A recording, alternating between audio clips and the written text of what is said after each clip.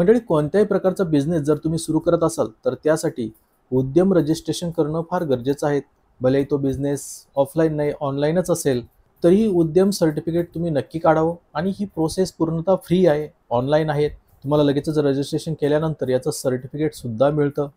आणि अशा प्रकारचं एक सर्टिफिकेट असतं भारत सरकार सूक्ष्म लघु एवं मध्यम उद्यम मंत्रालय. तर अशा प्रकारचं हे सर्टिफिकेट खूप फायद्याचं आहे. याद्वारे तुम्हाला अनेक लाभ मिळतात. आता उद्यम सर्टिफिकेट का गरजेचं आहे किंवा का काढायला हवं याविषयी सविस्तर माहिती एका पुढील व्हिडिओमध्ये मी देईल. आता सध्या उद्यम आधार सर्टिफिकेट कसं काढायचं या संदर्भातच माहिती बघूया. कारण जर सर्व माहिती यातच दिली तर हा व्हिडिओ खूप मोठा होईल. त्याच्यामुळे आता आपण सध्या फक्त उद्यम आधार हे सर्टिफिकेट आपण कसं काढू शकतो किंवा याची संपूर्ण प्रोसेस काय त्याविषयी मी तुम्हाला माहिती देतोय. तर लक्ष देऊन हा व्हिडिओ बघा. आणि जर समजला नाही किंवा व्हिडिओमधला एखादा पार्ट जर तुम्हाला कळला नाही तर हा व्हिडिओ पुन्हा बघा. आणि काही प्रश्न असतील तर व्हिडिओ खाली नक्की कमेंट करा. तर चला, अशा प्रकारचं उद्यम सर्टिफिकेट काढण्यासाठी आता आपण जाऊया उद्यमच्या या वेबसाईटवरती. तर उद्यम सर्टिफिकेट काढण्यासाठी ही वेबसाईट आहे, त्याची लिंक इथे दिलेली आहे. तुम्हाला या व्हिडिओखाली डिस्क्रिप्शनमध्येही ती लिंक मिळणार आहे. udyamregistration.gov.in अशा प्रकारची वेबसाईट आहे. या वेबसाईटवरती आल्यानंतर तर NIC कोड आपल्या बिझनेसचं माहीत असणं गरजेचं आहे. जर तुम्हाला NIC कोड माहीत नसेल तर इथं ऑप्शन आहेत NIC कोडचं, हे ऑप्शन बघा. आणि यावरती क्लिक करून तुम्ही एक PDF फाईल डाउनलोड करता किंवा ऑनलाईनसुद्धा बघू शकतात. तर ही डाउनलोड केलेली PDF फाईलमध्ये तुम्हाला सर्व बिझनेसचे NIC कोड मिळतील. आता यात 3 प्रकारचे कोड असतात, तेही तुम्हाला दाखवतो. तर अशा प्रकारची NIC कोडची ही PDF फाईल डाउनलोड होईल. नॅशनल इंडस्ट्रियल क्लासिफिकेशन अशा प्रकारचं हे. तर यात खाली आल्यानंतर तुम्हाला अशा प्रकारे बिझनेसचे NIC कोड दिसतील. 3 टाईपमध्ये क्लासिफिकेशन केलेलं आहे यांचं. उदाहरणार्थ हा मॅन्युफॅक्चर संदर्भात आहे. तर इथे त्याचं ते कोणत्या प्रकारचा बिझनेस आहे, कोणत्या प्रकारचं मॅन्युफॅक्चरिंग आहे त्यानुसार यांचं इथं डिवाईड केलेलं आहे, हे लक्षात ठेवा. आणि जो तुमचा बिझनेस असेल त्यानुसारच तुम्ही यातून NIC कोड काढून घ्या, लक्षात ठेवा. हो, तर NIC कोड काढल्यानंतर कुठंतरी नोंद करून ठेवा, कारण ते आपल्याला रजिस्ट्रेशन करताना लागणार आहेत. तर ज्यांनी यापूर्वी रजिस्ट्रेशन केलं आहे त्यांच्यासाठी हे खालचे ऑप्शन आहेत. पण जे नवीन आहेत, पहिल्यांदाच रजिस्ट्रेशन करतायत, त्यांनी इथे क्लिक करायचं आहे. न्यू एंटरप्रेन्योरसाठी आहे, तर इथे क्लिक केल्यानंतर आपल्यासमोर ही रजिस्ट्रेशनची प्रोसेस सुरू होईल. तर इथे क्लिक करूया आपण. यानंतर आपल्यासमोर अशा प्रकारचं एक पोर्टल ओपन होतंय. आता इथे आधार नंबर टाकून आपल्याला व्हेरिफिकेशन करायचं आहे. आणि उद्यमीचं नाव म्हणजे जे आपलं आधार कार्डवरती नाव आहे ते इथे टाकायचं आहे. त्यानंतर इथे खाली टिक मार्क करून व्हॅलिडेट करायचं आहे. तर OTP येईल, OTP सबमिट करायचं आपल्याला. वरती आधार नंबर टाकल्यानंतर अशा प्रकारचं OTPचं ऑप्शन येईल. तिथं OTP कोड टाकायचा आपल्याला. आधारला जो मोबाईल नंबर लिंक आहे त्यावरती हा OTP येईल. आणि त्यानंतर व्हॅलिडेटवरती क्लिक करायचं आहे. आता आधार सक्सेसफुली व्हेरीफाईड झाल्यानंतर आपल्याला पॅन व्हेरिफिकेशनचं ऑप्शन येणार आहेत. तर इथे टाईप ऑफ ऑर्गनायझेशन म्हणजे संघटन प्रकार, आपल्या उद्योगाचा प्रकार टाकायचा आहे. लिमिटेड आहेत, प्रोप्रायटरशिप आहेत की पार्टनरशिपमध्ये आहेत ते इथे निवडायचे. आता आपण इथं प्रोप्रायटरी निवडलं आहे, म्हणजे एकल स्वामित्व, एका माणसाच्याच अधिकारात आहे किंवा एक माणूस चालवतोय अशा प्रकारचा आपण निवडलेला आहे बिझनेस हा. त्याच्यानंतर पॅन नंबर इथे टाकायचा आहे, पॅन होल्डरचं नाव टाकायचं आहे आणि पॅननुसार जन्मतारीख इथे टाकायची आहे, ती तुमच्या पॅन कार्डवरती मिळेल. यानंतर इथे टिक करायची आहे, ॲक्सेप्ट करायचं आहे आणि पॅन व्हॅलिडिटीवरती क्लिक करायचं आहे. तर अशा प्रकारे संपूर्ण माहिती आपल्याला इथे टाकायची आहे. आता पॅन नंबर टाकल्यानंतर पॅन सक्सेसफुली व्हेरीफाईड झाल्याचं अशा प्रकारे ग्रीनमध्ये हे दिसेल. त्यानंतर कंटिन्यूवरती आपल्याला क्लिक करायचं आहे. यानंतर खाली आपल्यासमोर अशा प्रकारचे ऑप्शन ओपन होतील. इथे ITR संदर्भात ऑप्शन आहेत. जर तुम्ही प्रिव्हियस इयरचा ITR भरला असेल तर इथे येस निवडायचं आहे. जर भरला नसेल तर इथे नो निवडायचं आहे. आता आपण पहिल्यांदाच या बिझनेससाठी रजिस्ट्रेशन करतोय, नवीन बिझनेस आहे त्यामुळे ITR वगैरे भरलेला नाही आहेत, म्हणून इथे नोवरती टिक केलेलं आहे. त्यानंतर GST वगैरे रजिस्ट्रेशन तुम्ही केलं असेल तर इथे येसवरती क्लिक करायचं आहे, नसेल तर नोवरती. आणि जर तुम्हाला काही सूट वगैरे मिळाली असेल GSTमधून, GST भरला असेल तर ते इथे तुम्ही टिक करायचं आहे.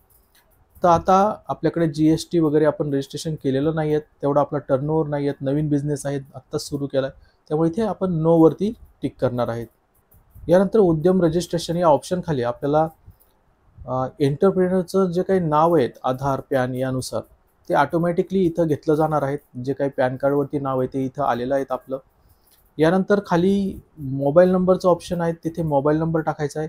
पुढे ईमेलचं ऑप्शन आहे, ईमेल टाकायचा आहे. आणि खाली हे जे ऑप्शन आहेत ओनरशिप संदर्भात शेअरचं, तर ते मेंबर कॉन्ट्रिब्युशनचं आहेत, पण इथे काहीही करायचं नाही आपल्याला. हे फक्त एकदा बघून घ्या तुम्ही. बाकी इथे काही आपल्याला निवडायचं नाही आहे. आता खाली इथे 8 नंबरचा पॉइंट आहे सोशल कॅटेगरी, सामाजिक वर्ग. तर यामध्ये तुमची जी काही कास्ट आहेत, कॅटेगरी आहेत, ती जनरलमध्ये आहेत, एस-सी, एस-टीमध्ये आहेत की ओ-बी-सीमध्ये आहेत ते निवडायचं आहे. त्यानंतर जेंडर, लिंग, तर तुम्ही मेल, फिमेल यापैकी काय आहात ते इथे निवडायचं आहे. त्यानंतर स्पेशली एबल्ड म्हणजे दिव्यांग आहात का? तर असेल तर येस निवडा, नसेल तर नो निवडा. यानंतर खाली 11 नंबरचा पॉइंट आहे. इथे उद्यम का नाम म्हणजे बिझनेसचं नाव, नेम ऑफ एंटरप्राइज इथे टाकायचं आहे, जे काही तुमच्या बिझनेसचं नाव असेल ते. यानंतर खाली प्लांट युनिट नेम, तर इथे त्या बिझनेस अंतर्गत तुमचा कोणता प्लांट आहे, कोणतं युनिट आहे ते टाकायचं आहे, किंवा नसेल फक्त बिझनेसच असेल तर ते नाव इथेच टाकायचं आहे पुन्हा. आता प्लांट आणि युनिट या संदर्भात थोडीशी माहिती अजून सांगतो, की समजा या एका बिझनेस अंतर्गत असंख्य प्लांट असतील, म्हणजे एकाच बिझनेस अंतर्गत, जसं उदाहरणार्थ अंबानी फॅमिलीचं रिलायन्स आहेत, तर रिलायन्स अंतर्गत जिओ आहेत किंवा इतर त्यांचे प्रोडक्ट आहेत, तर ते युनिटमध्ये येतील. जिओ वगैरे हे सर्व इथे येतील. रिलायन्स, जिओ सगळे इथे येतील आणि इथे जो मेन बिझनेस आहे रिलायन्स तो इथे येणार आहेत.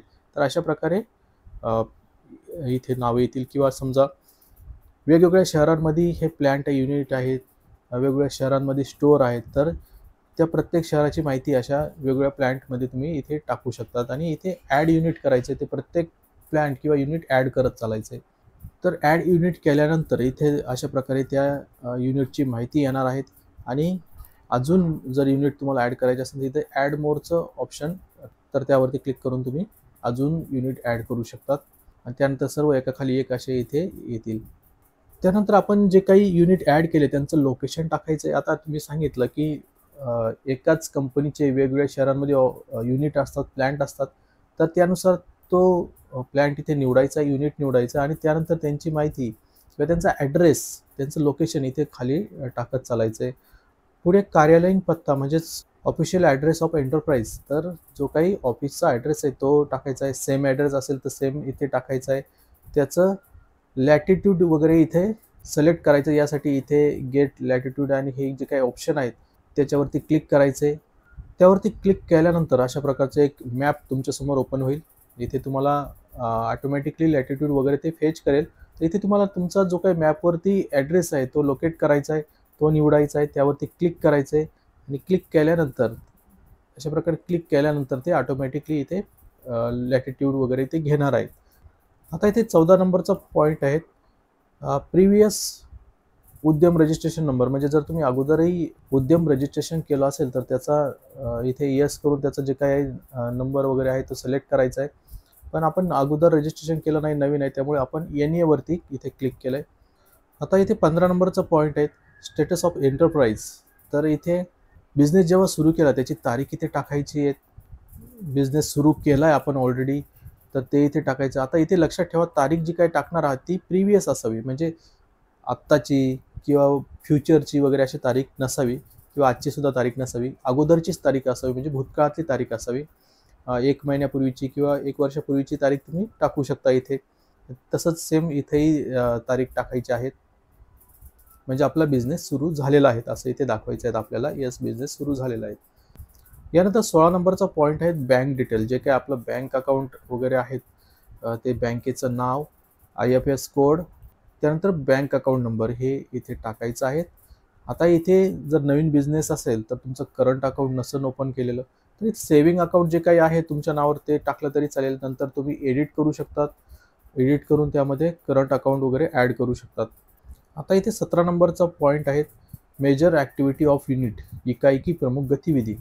म्हणजे तुमचा जो काही बिझनेस आहे तो कोणत्या क्षेत्रात मोडतोय, मॅन्युफॅक्चरिंग आहे का, सर्व्हिस क्षेत्राचा आहे का, तर त्यानुसार तुम्हाला निवडायचं. मॅन्युफॅक्चरिंग असेल तर इथे क्लिक करा आणि सर्व्हिस क्षेत्रासंदर्भात असेल तर इथे क्लिक करा. काही सेवा प्रोव्हाइड करत असेल तर इथे क्लिक करायचं.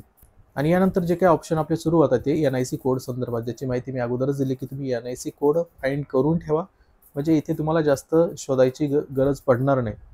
तर आपण इथे सेवा निवडल्यानंतर पुन्हा आपल्यासमोर असे ऑप्शन येत आहेत. तर म्हणजे मेजर ॲक्टिव्हिटी अंडर सर्व्हिस, तर इथे नॉन ट्रेडिंग आहे की ट्रेडिंग आहे, तर काही व्यापार करताय का त्या संदर्भात, तर हो आपण सर्व्हिस सेवा सेल करतोय, विकतोय, तर आपण म्हणजे व्यापारिक करतोय, तर ट्रेडिंग करतोय, तर ते आपण हे ऑप्शन निवडलेलं आहे. NGO वगैरे असेल तर ते इथे येईल, गैरव्यापारिक येईल, पण आपण ट्रेडिंग वगैरे करतोय तर इथे येणार ते व्यापारिक याच्यामध्ये. यानंतर खाली NIC कोड वगैरे त्याचं ऑप्शन आहेत. आता इथे खाली आपण सेवा निवडलेलं आहे, तर सेवा यांमध्ये NIC कोडमध्ये सेवा निवडल्यानंतर तुम्हाला असे 3 प्रकारचे हे कोड निवडायचे आहेत. 2 डिजिट, 4 डिजिट आणि 5 डिजिट कोड. तर यामध्ये तुम्हाला खूप सारे ऑप्शन दिसतील. जर अगोदरच तुम्ही NIC कोड शोधून ठेवला, जी PDF फाईल आपण सांगितलेली तुम्हाला ती डाउनलोड करायला, इथे ऑप्शन आहे NIC कोडचा, तिथून जर डाउनलोड केली आणि त्यात अगोदर शोधून ठेवला, तर इथे शोधणं सोपं होईल. आता आपण अगोदरच शोधून ठेवला आहे, त्यामुळे 73 नंबरचं आपल्याला जे काही डिजिटल मार्केटिंग संदर्भात इथे ॲड करायचं आपल्याला, तर ॲडव्हर्टायझिंग आपण निवडलेलं आहे 73 नंबरचं. त्यानंतर इथं ॲडव्हर्टायझिंग निवडलेलं आहे आणि इथे ॲडव्हर्टायझिंग अशा प्रकारे 2 डिजिट, 4 डिजिट आणि 5 डिजिट कोड आपल्या इथे आलेले आहेत. तर आपण ते इथे सिलेक्ट केलेले आहेत. तर ॲड ॲक्टिव्हिटीवर त्यानंतर क्लिक करायचं, आपल्याला ही ॲक्टिव्हिटी ॲड करायची. ही ॲक्टिव्हिटी आपल्या बिझनेसमार्फत चालते डिजिटल मार्केटिंगची. समजा तुम्ही एकाच बिझनेसमध्ये खूप साऱ्या ॲक्टिव्हिटी चालवत असाल. आता समजा डिजिटल मार्केटिंगसोबत शिकवण्याचंही करत असाल, तर तुम्ही अजून त्यामध्ये एज्युकेशनची सुद्धा NIC कोड ॲड करू शकतात. म्हणजे सेकंड ॲक्टिव्हिटीसुद्धा ॲड करू शकतात. कशा प्रकारे, तर तेही तुम्हाला दाखवतो. हे बघा, अशा प्रकारे इथे मी 2 प्रकारचे NIC कोड या ॲक्टिव्हिटीमध्ये ॲड केलेले आहेत. एज्युकेशनचं एक आहे आणि एक ॲडव्हर्टायझर या मार्केट रिसर्चचा, अशा प्रकारे 2 ॲक्टिव्हिटी या ॲड केलेल्या आहेत. यापेक्षा जास्त ॲक्टिव्हिटी असेल तर इथे ॲड मोर ॲक्टिव्हिटीजवरती क्लिक करायचे. पुन्हा एकदा सेम अशाच प्रकारचं ऑप्शन तुमच्यासमोर येईल.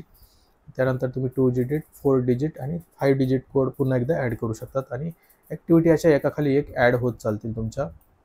आता यानंतर नंबर ऑफ पर्सन एम्प्लॉईड. आता तुमच्या बिझनेसमध्ये किती माणसं काम करतायत, पुरुष किती आहेत, स्त्री किती आहेत, ऑदर किती आहेत, असे एकूण टोटल किती लोक काम करतायत ते इथे तुम्हाला सिलेक्ट करायचं आहे, टाकायचं आहे.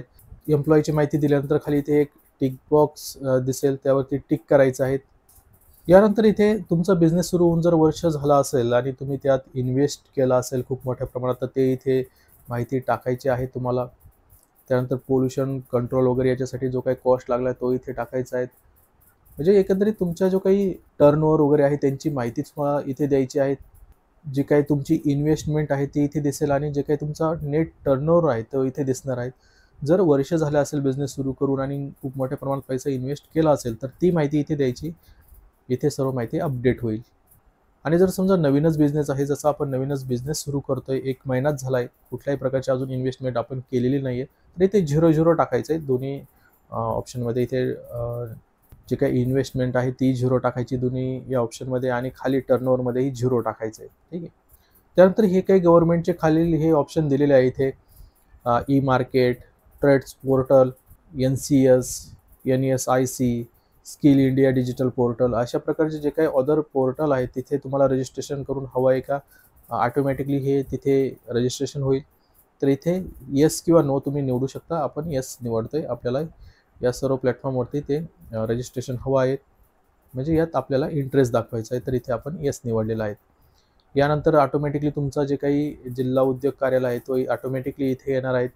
यानंतर खाली एक टिक बॉक्स तुम्हाला दिसेल, त्यावरती टिक करायचे आणि submit and get final OTP या ऑप्शनवरती, या बटनावरती क्लिक करायचे. यानंतर तुम्हाला तुमच्या मोबाईलवरती एक OTP येईल. तो OTP इथे खाली सबमिट करायचा आहे तुम्हाला. तर इथे हा OTP टाकायचा आणि हा जो काही व्हेरिफिकेशन कोड आलेला आहे तो इथे या बॉक्समध्ये टाकायचा आणि फायनल सबमिट यावरती क्लिक करायचं आहे. आता फायनल सबमिट केल्यानंतर एक अशा प्रकारचं पॉपअप तुमच्यासमोर ओपन होईल. udyamregistration.gov.in अशा प्रकारचं इथे तुमचा जो काही रजिस्ट्रेशन नंबर आहे तो दिसणार आहे. हा नंबर तुम्हाला पुढेही मिळेल, पण हा कॉपी करून सेव्ह करून ठेवा. पुढे आपल्याला हा नंबर कायमच लागणार आहे. तर आपलं आता उद्यम रजिस्ट्रेशन सक्सेसफुली सबमिट झालं आहे.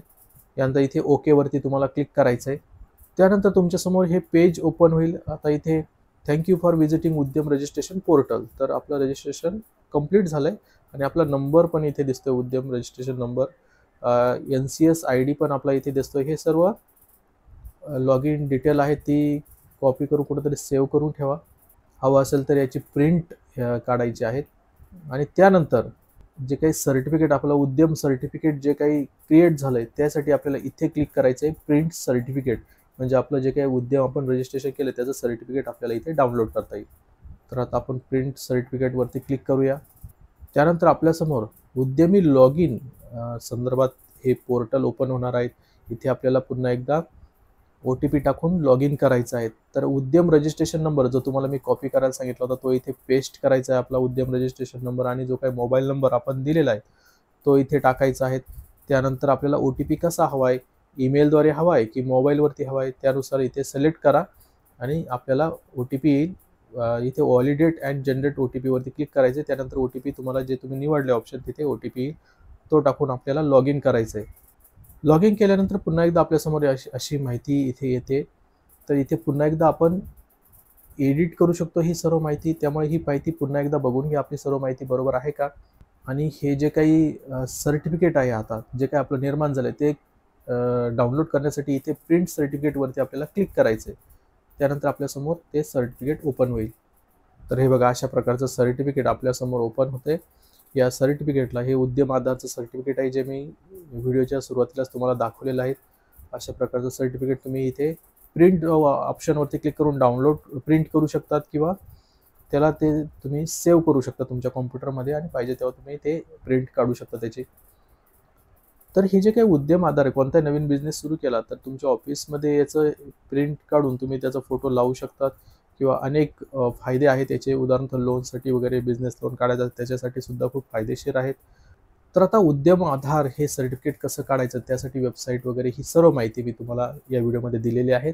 ही याची वेबसाईटची लिंक या व्हिडिओखाली डिस्क्रिप्शनमध्येही दिली जाईल. त्यावरती क्लिक करून तुम्ही अशा प्रकारे नवीन असाल तर इथे या ऑप्शनवरती क्लिक करून रजिस्ट्रेशन सुरू करू शकतात.